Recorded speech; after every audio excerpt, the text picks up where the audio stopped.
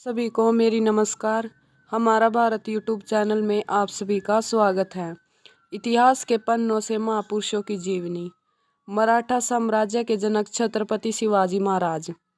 भारत के स्वाधीनता के दीर्घकालिक संघर्ष को शिवाजी महाराज के पुरुषार्थ ने जितनी ऊंचाई दी, उतनी किसी अन्य महापुरुष के महान कार्यों से उसे ऊंचाई नहीं मिल पाई। यह अकेले शिवाजी थे जिन्होंने 1674 में जिस मराठा साम्राज्य की स्थापना की, भारत से भगाने के संकल्प के साथ की थी। वह साम्राज्य भारत में 28 लाख वर्ग किलोमीटर के क्षेत्रफल में फैल गया था। 28 लाख वर्ग किलोमीटर का यह क्षेत्रफल आज के 32 लाख वर्ग किलोमीटर के क्षेत्रफल में फैले हुए भारतवर्ष के एकमात्र 4 लाख वर्ग किलोमीटर ही छोटा था। श्रोता अनुमान लगा ले कि हम जिस महानायक के बारे में अब यहाँ बात करने लगे हैं, उस महानायक के महान प्रयासों से यह भारतवर्ष 1947 में मिली आज़ादी यथाकथित आज़ादी से बहुत पहले स्वाधीन हो चुका था।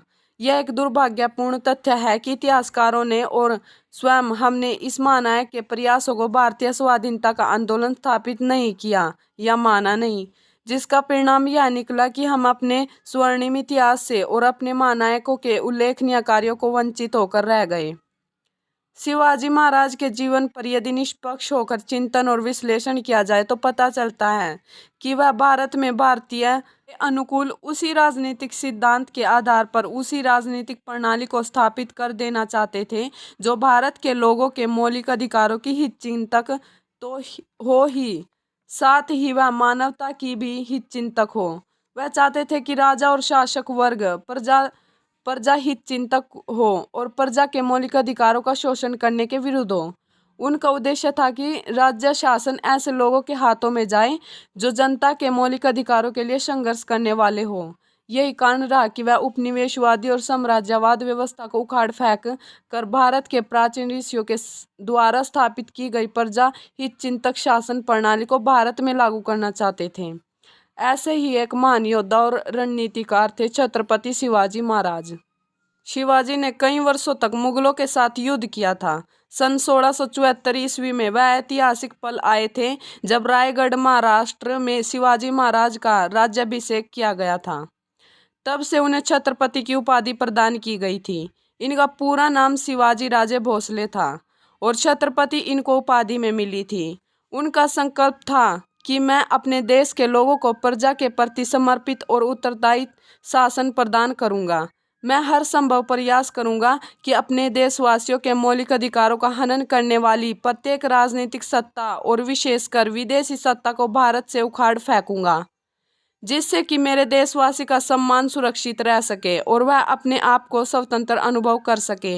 यही कारण था कि शिवाजी महाराज ने अपनी सेना सुसंगठित प्रशासन इकाइयों की सहायता से एक योग्य एवं प्रगतिशील शासन प्रदान किया था।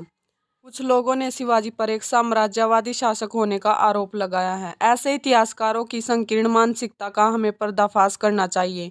यदि शिवाजी साम्राज्यवाद शासक होते तो वह प्रजा के प्रति उत्तरदायी शासन की स्थापना कभी नहीं करते, न ही कभी भारत के प्राचीन राजनीतिक सिद्धांतों के अनुकूल प्रजा हित चिंतक शासन प्रणाली का चिंतन करते। और दूसरी बात यह भी है कि यदि शिवाजी महाराज साम्राज्यवादी शासक होते तो वह अपने बाद की आने वाली पीढ़ियों के लिए स्वतंत्रता आंदोलन का प्रतीक भी कभी नहीं बनते। शिवाजी महाराज ने भारतीय समाज के प्राचीन हिंदू राजनीतिक प्रथाओं और मराठी एवं संस्कृत को राजाओं भाषा शैली बनाया था। कुछ इतिहासकारों ने शिवाजी की इस बात के लिए आलोचना की है कि उन्होंने अपने शासन को प्राचीन हिंदू प्रथाओं के अनुकूल चलाने का प्रयास किया। ऐसे अज्ञानी इतिहासकारों के भ्रमजाल से हमें अपने आप को बचाना चाहिए। हमें यह मानना और जानना चाहिए कि भारत की प्राचीन वैदिक शासन प्रणाली में कहीं भी सांप्रदायिक संकीर्णता नहीं मिली। यही कारण रहा कि शिवाजी महाराज ने अपने शासनकाल में किसी भी मुस्लिम के विरुद्ध इस आधार पर कोई अत्याचार नहीं किया कि वह उसकी प्रजा में रहकर किसी विपरीत धर्म को अपनाता है। शिवाजी महाराज अपने शासनकाल में बहुत ही नीति निपुण और प्रजा के हित चिंतन में लगे रहने वाले राजा थे। वह साम्राज्यवादी शक्तियों के विरोधी थे और उन लोगों का विनाश कर देना चाहते थे जो भारत को और भारत के लोगों को अपने शासन के अधीन रखकर उन पर अत्याचार करना और मौलिक धर्म समझते थे। यही कारण रहा कि लोगों ने शिवाजी महाराज के जीवन चरित्र से शिक्षा लेते हुए भारत की आज़ादी में अपना रक्त तक बहा दिया। अगर आप लोगों को महापुरुष छत्रपति शिवाजी महाराज की और जानकारी चाहिए, उन्होंने अपने जीवन काल में किन किन परिस्थितियों का सामना किया और क्या क्या स्थापित किया, इन सभी जानकारी के लिए प्लीज़ कमेंट बॉक्स में बताएं। धन्यवाद।